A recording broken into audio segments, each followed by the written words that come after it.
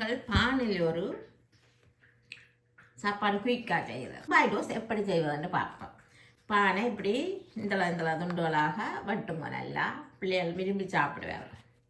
வெட்டிட்டு அது ஒரு சைட்டாக இருக்க இதுக்குள்ளே நான் 2 முட்டையும் பால் சீனி சொட்டு உப்பு போட்டேன். என்ன இதுக்கு உப்பு போடணுன்றதுக்காண்டி ஒரு சொட்டு உப்பு போட்டிருப்பேன். அதுக்கு பிறகு வெனில் புல்வா போடுங்க வாசனைக்கு.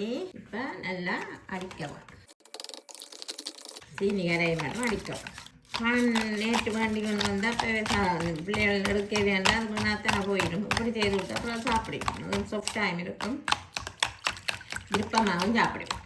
உங்கள்கிட்ட தேவைக்கிழமான இனிப்பு போடுவோம். நல்லா முட்டை சீனியும் நல்லா அடிபடும். கரையும் இப்போ கரைஞ்சிருக்கும். கொஞ்சம் இனிப்பு பார்ப்போம். இப்போ காணும் இனிப்பு கூடாதானே போதும். இப்போ ஒவ்வொரு பானா எடுத்து இதுக்குள்ளே துவைக்கலாம். துவைச்சு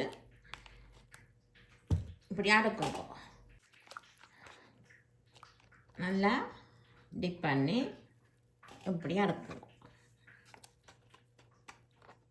ஒரு அடுக்கிட்டு ஒரு 5 நிமிஷத்தால் அப்புறம் தோசைக்கல்லில் சுட்டு எடுக்கிறாங்க. வாட்டி எடுக்கிறாங்க. பிள்ளைகள் நல்லா விரும்பி சாப்பிடுவோம். இப்படி அடுக்கவா அடுக்கிட்டு பிறகு நாங்கள் முந்தி பள்ளிக்கூடம் டூர் போவோம் இல்லை. அப்போ இதுதான் செய்து கொண்டு போகிறோம். நாங்கள் சாப்பாடு நல்லா இருக்கும். இப்போ எல்லாம் துவைச்செடுத்தாச்சு. இப்போ மிச்சமாக இருப்பினா தான் இந்த பாலை இதுக்கு மேலே விட்டு கொஞ்சம் ஊறப்படுவோம். பொரிச்செடுக்க இப்படி ஊற்றி விடுவோம். நல்லா ஊறட்டும். இதுக்கு பிறகு நாங்கள் ஒரு 10 நிமிஷத்தால் தோசை தட்டில் டோஸ்ட் பண்ணுவோம். இப்போ நாங்கள் பம்பாய்டோ செய்ய தொடங்குவோம். அதுக்கு நாங்கள் நல்லெண்ணெய் விடுவோம். நல்லெண்ணெய் விட்டு இப்படி பூசுவோம். அடுப்பாக குறைச்சி விடுவோம். இப்போ நாங்கள் ஒவ்வொன்றா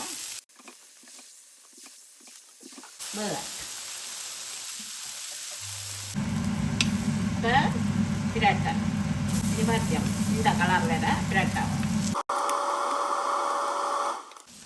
அடியில் ப்ரௌன் கலர் வேற பிரட்டவன். மற்ற பக்கம் பிரட்டி விட்டு இந்த பக்கம் வேகவன். இப்படி செய்து பாருங்க. பிள்ளைகள் விரும்பி எடுத்து சாப்பிடுங்க. பான் வேண்டி சில நேரம் மிஞ்சினா இல்லை பானை பாவிக்காம விட்டால் இப்படி செய்து கொடுத்து பாருங்க. நல்ல டேஸ்டாகவும் இருக்கும். பிள்ளைகளும் விரும்பி சாப்பிடுங்க. பானும் வீணா போவாது. பிள்ளைகளுக்கு பான் நடுவில் சாப்பிட விருப்பம் இருக்காது. இப்படியும் ஒரு உணவாக நீங்கள் செய்து கொடுக்கலாம். ஸ்கூலுக்கு போகிற பிள்ளைகளுக்கு இன்னும் நல்லா செய்து டிஃபன் பாக்ஸில் வச்சு கொடுக்கலாம். அப்படி அது சாப்பிடா முட்டை பால் எல்லாம் நல்ல விட்டமின்ஸ் தானே இருக்குது. அப்போ பிள்ளைகளுக்கு நல்ல உகந்த சாப்பாடு. நான் முந்தி செய்கிறேன்னா பிறகு நாள் விட்டுட்டேன். இன்றைக்கு ஒரு ஐடியா வந்துச்சு. அதனால எடுத்து செய்வேன். இன்னும் ஒரு இந்த பக்கம் போட்டு 2 தரம் அப்படி பிரட்டி போட்டு எடுத்து விட பால் உள்ளுக்கு வெந்துடும்.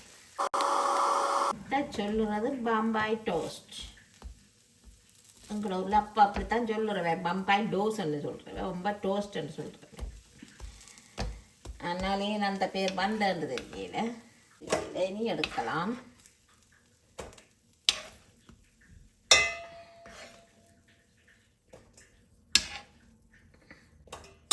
அதே மாதிரி திரும்பவும் எண்ணெய் பூசி போட்டு நான் தேமுல வேணாம். பார்த்தீங்களா? இதுக்கு தான் பண்ணேன் எண்ணெய் பூசுவேன். இப்போ திரும்பவும் அப்படியே திருப்பி போடுங்கோ. அப்புறம் இன்னொருக்கா திருப்பி போடுங்க. மாற்றி போட்டால் தான் அந்த உள்ளுக்கு வேகும்.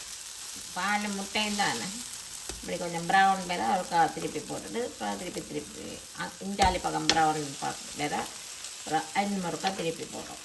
அப்போ தான் இந்த சத்தங்கப்பா சத்தங்கட்ட உள்ளுக்கு தன்மை இருக்கண்ட அர்த்தம். அந்த சத்தங்கக்குது அது இருக்கப்பா. மெச்சப்பா சிலப்பு அடங்கவும். அடுப்பு குறைச்சபடியாக நல்லா ப்ரௌன் கலரில் வருது. கொஞ்சம் மெல்ல தான் மெல்ல இப்போ வேறுங்கோ திருப்பி போடைக்கையும் ஒரு சத்தம் கேட்க. இப்போ நாங்கள் எல்லா டோஸ்ட்டும் செய்துட்டோம், முடிஞ்சு. இப்போ வேறுங்கோ சுவையான பம்பாய் டோஸ்ட் முடிஞ்சுது. இது சுடுவது கீழாலே உண்டு மாறினால வேறுங்கோ ருசி பார்ப்போம் சுவையோ என்னன்ட்டு. இந்த பாருங்க அந்த உள்ளுக்கு நல்லா சாஃப்டாக இருக்கு. இனிப்பும் கணக்கு வெனில் சுக்கர் போட்டு நாங்கள் நல்ல வாசனையாக இருக்குது, மிகவும் சுவையாக இருக்குது. இப்படி பிள்ளைகளுக்கு உண்மையிலேயே செய்து கொடுத்து பாருங்க, விரும்பி திரும்பி சாப்பிடுவேன். இப்படி சுவையாக பானிலை இப்படியும் செய்யலாம். நீங்கள் பானிலை இப்படி செய்து பிள்ளைகளுக்கு கொடுங்க, சாப்பிடுவார்கள். பள்ளிக்கூடம் போகிற பிள்ளைகளுக்கு பள்ளிக்கூடம் டிஃபன் பாக்ஸுக்கு வச்சு கொடுங்கோ, பிள்ளைகள் விரும்பி சாப்பிடுவேன். சத்தும் கூட முட்டை பால் எல்லாம் சேர்த்துனாங்கள் என்ன. இதே போல் நீங்களும் செய்து பாருங்கள். நன்றி, வணக்கம்.